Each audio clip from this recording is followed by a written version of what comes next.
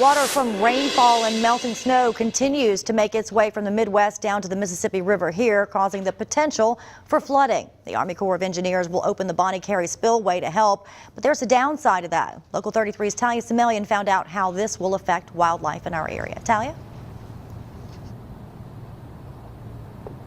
John, Fred, when the Bonnie Carey Spillway opens on Sunday, all the animals in the area will need to get to higher ground.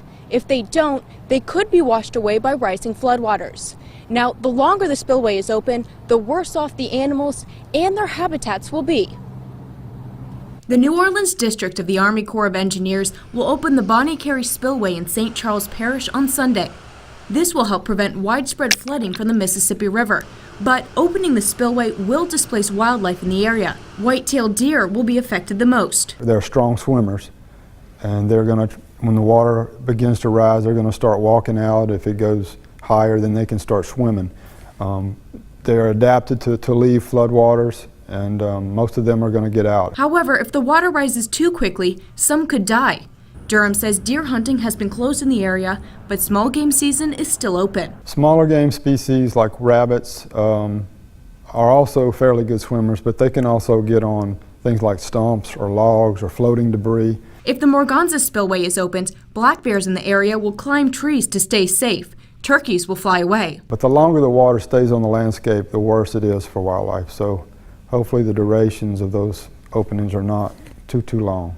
Durham says the animals become very stressed when they have to flee their homes for long periods of time. The animals can't feed and get nutrients and calories like usual. It's also harder for them to regulate their body temperatures. Not to mention their habitats aren't the same after the flood. When things go underwater, obviously that knocks back the vegetation. The longer the water sits on that vegetation, it's like a shock. So it's typically they're only top killed. Those plants and shrubs will come back fairly quickly. Usually the plants will sprout within a few weeks, but again, the longer the land is underwater, the harder it will be for the animals and the plants to bounce back.